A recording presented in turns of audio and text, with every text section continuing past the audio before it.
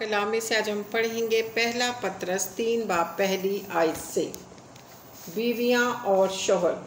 ऐ बीवियों, तुम भी अपने अपने शौहर के ताबे रहो, इसलिए कि अगर बाज उनमें से कलाम को ना मानते हों तो भी तुम्हारे पाकीज़ा चाल चलन और खौफ को देखकर बग़ैर कलाम के अपनी अपनी बीवी के चाल चलन से खुदा की तरफ खिंच जाएं, और तुम्हारा सिंगार ज़ाहिरी ना हो, यानी सरगूंदना और सोने के जेवर और तरह तरह के कपड़े पहनना, बल्कि तुम्हारी बातनी और पोशीदा इंसानियत हिल्म और मिजाज और की गुर्बत की गैर फ़ानी आराइश से आरास्ता रहे, क्योंकि खुदा के नज़दीक इसकी बड़ी कदर है।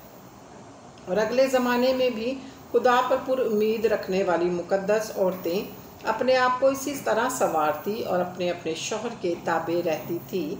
चुनाचा सारा अब्राहम के हुक्म में रहती और उससे खुदावंद कहती थी, तुम भी अगर नेकी करो और किसी डरावे से ना डरो तो उसकी बेटियां हुई।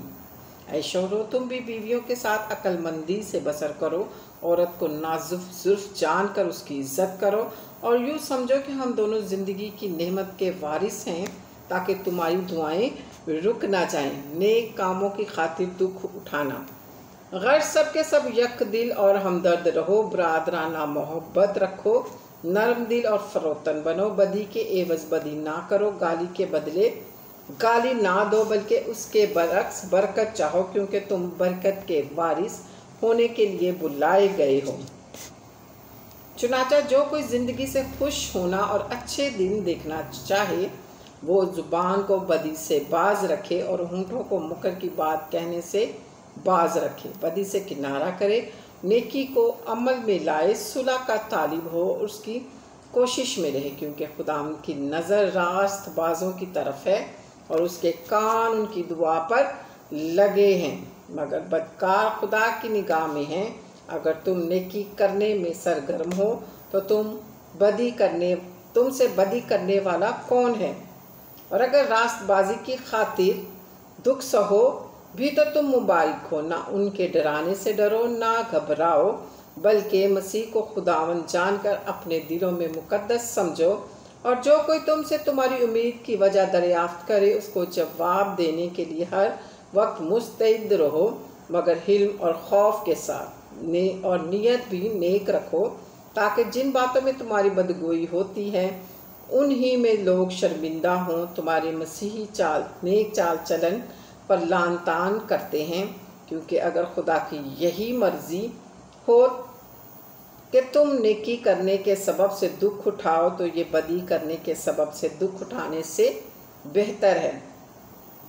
इसलिए कि मसीह ने भी यानी रास्तबाज ने नारास्तों के लिए गुनाहों के बाइस एक बार गुनाह उठाया, ताकि हमको खुदावंद के पास पहुँचाए। वो जिस्म के एतबार से तो मारा गया, लेकिन रूह के एतबार से ज़िंदा किया गया।